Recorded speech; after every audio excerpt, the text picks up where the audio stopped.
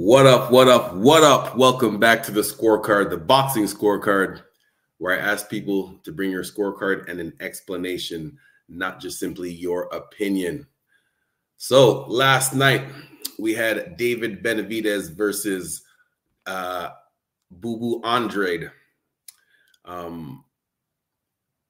It was a good match. Benavidez showed that he is the top of that weight class and the number one contender for Canelo, as he put down a severe beat down. I shouldn't say that. It was a well, actually, if your corner stops the fight, if they tell you that you can't continue, you go back to the corner between rounds, and they highly suggest that you don't continue, and there's no resistance back from the fighter, then you got to beat down. So shout out to David Benavidez as the winner in the 6th round. I was wrong with my prediction. I felt Andrade had the skills, and he definitely had the skills to beat Benavidez. But Benavidez just showed that power is just extra, and Benavidez's power is different. I'm gonna get to the scorecard in a second. Benavidez's power is different because it's not the one punch and it's over type of power. It's the I'll just beat you down till you have to quit type of power. All right, let's get to it. So the first round, get to my scorecard here. Benavidez was landing strong, but Benavidez was landing strong and coming forward. But Boo Boo also had some good combinations in there. He also had some good combinations in there. So that first round, of course, my scorecard messes up right now. That first round, thank you for the pictures. First round I gave to Benavidez. The next round I gave to Andrade. My note for the next round was Demetrius Andrade clearly won that second round with combos and some hard FU punches in there too. This jab by Benavidez, this is what one of the things that was causing Andrade problems the whole fight. Benavidez said specifically for the first 2 rounds, he used a 1-1-2 double jab and a cross. He said that's, well, him and his coach, his dad, mentioned that's one of the best ways to prevent somebody or mess up somebody that's in their rhythm. Someone that likes to bounce back and forth and try to time you with their rhythm. One of the best ways to throw them off is with a 1-1-2 straight down the middle. So Benavidez said for the first 2 rounds, it was 1-1-2 right down the middle. And then he started still stuck with his jab, but came with a right hook instead from an orthodox stance. A lot of coaches will tell you not to throw right hooks from an orthodox stance, but Benavidez showed you how you can throw it. Not like a big looping one, but just almost make it look like it's coming straight, but just a little bit out to the side. So if someone has their hands up a little bit open like this, you can bring it right down the middle. And then once they close their hands a little bit more, they'll still be catching the jab, but closing their hands a little bit more, that's when you come with the hook right to the side when their hands are a little bit more in front of them. Round 3, I also gave to Demetrius Andrade, and I thought it was clear. The rounds 2 and 3, I thought were clear for Demetrius Andrade. And it was his footwork. One of the things that I always preach to the boxers, when you're moving around, there's a difference. Like, you know, when people say a boxer's moving around, some people might say, well, he's on his bike or he's running. No, there is sometimes where a boxer is doing that, where just completely avoiding exchanges with their opponent. That is running. But if your back is never touching the ropes and you're just making nice sharp turns, that's beautiful. That's beautiful footwork. And that's what Andrade was doing. That's one of the things that helped him clearly win the 2nd and 3rd round was his great footwork, sharp footwork, stepping to the side after he was done his work with those combinations. Round 4, but here's the thing. Round 4, and then after that, it was just my bad. Round 3 was clear for Benavidez. Sorry, was clear for Demetrius Andrade until the last 30 seconds when he got dropped. And this is the thing with Benavidez.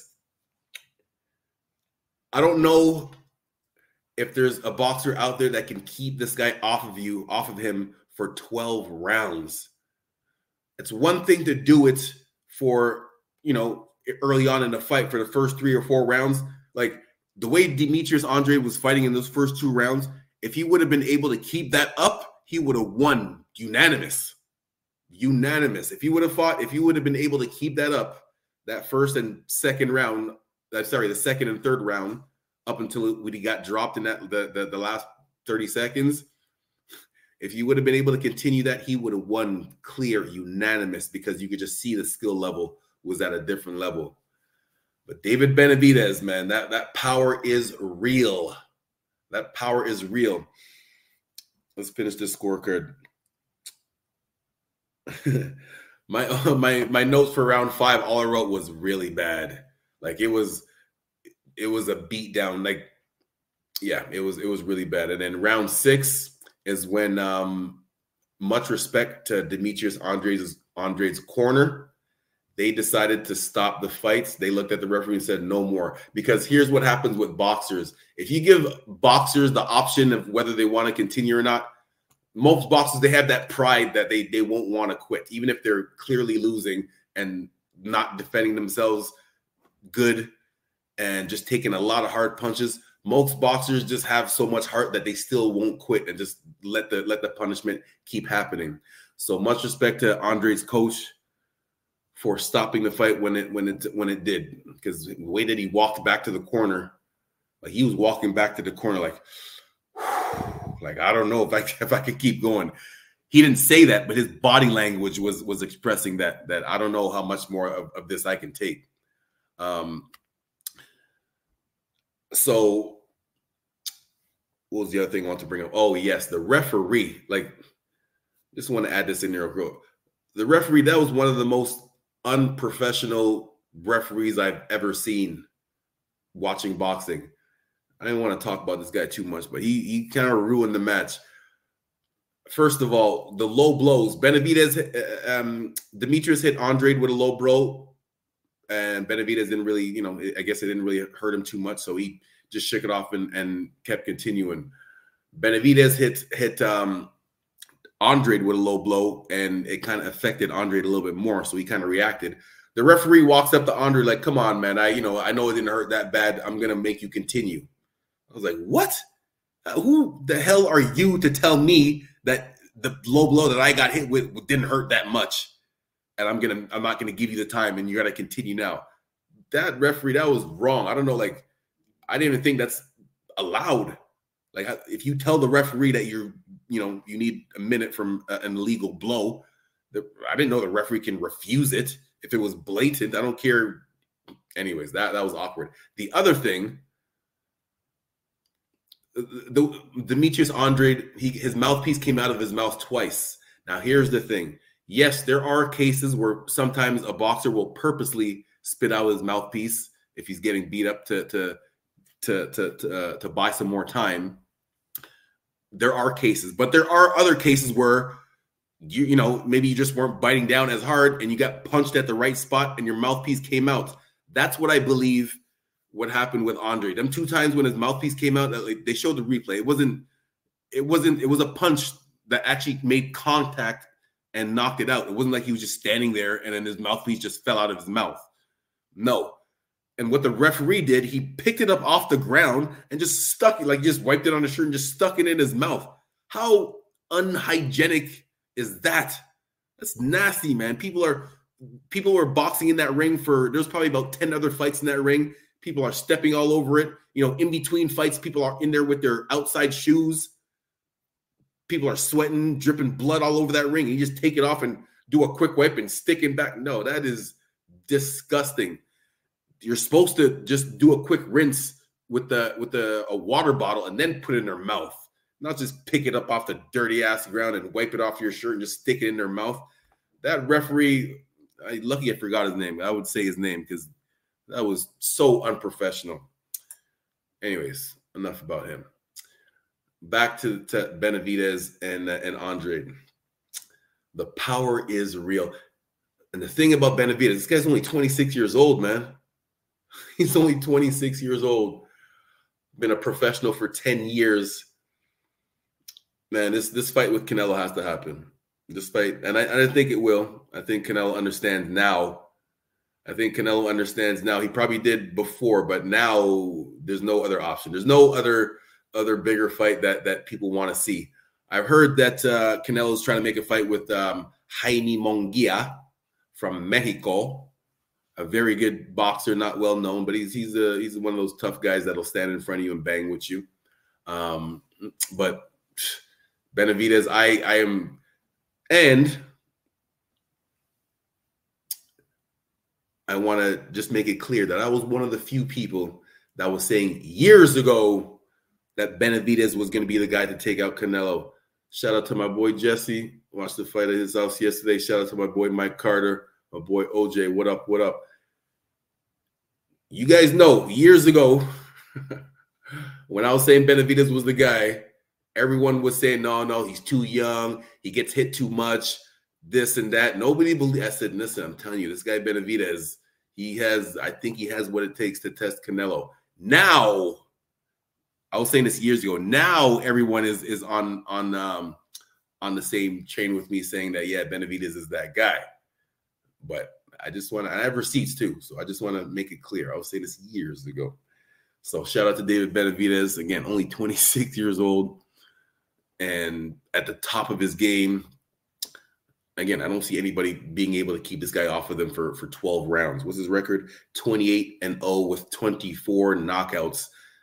That's an 85% chance knockout rating. And these type of knockouts are even worse because, like I said, it's not just a one punch. It's a beat you down. If you can just get hit once, one shot, you're out. Where doctor comes in. But like when you take multiple power punches, I think I should have looked up the stats. My bad. Benavidez landed like 40% of his power punches, man. That's almost half. 40% of his power punches, man. That's a lot of power to take. Andrade was doing his best to, like this picture right here, to hold on, or the picture right before that, to try to hold on. But once Benavidez starts that onslaught coming forward at you, it's hard to stop that avalanche. It's hard, man. It's hard. This position right here, like this right here is like, this is one of those positions you don't want to be in, man. This is one where Andrade was just trying to hold on, trying to survive. That was surviving, and he did. After that shot he took in the third round, it was like that was the game changer. All right, not one punch, but that one punch did start the avalanche for the end of the fight. So yeah, where do we go from here? Andrade, that was his big test. He lost his big test, but the bad thing about him is that he's 35 years old now. So we got a couple, 3-4 good years left at this high level. He can still get some good fights. Going to be interesting. Him versus Caleb Plant or one of the Charlo brothers would be interesting.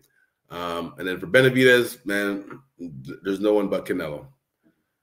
No one but Canelo, and no one but Canelo. So hopefully that fight happens this year, 2024. Yeah. If you haven't done it yet, make sure you subscribe to the Talkin' Fight YouTube channel, one of the top #1 boxing YouTube channels out there. Not just a YouTube channel, but a website too.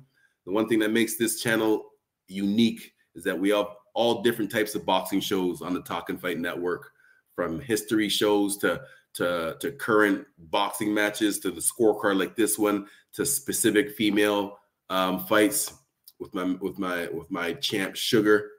So yeah, Talkin' Fight. Make sure you subscribe, like this show right now if you haven't done it yet, because it helps with the visibility of the show. And tell a friend to tell a friend. All right, I know I've been missing the past couple of weeks with the scorecard. Been lots going on, working on the business. Shout out to Team Canada. And yeah, man, I'll get back on it, back to educating you guys. You can check me out on my YouTube channel too, Cedric Sports Training. Educational boxing talks there too. All right, I will see you guys next week on the Talkin' Fight YouTube channel, the Scorecard. Peace.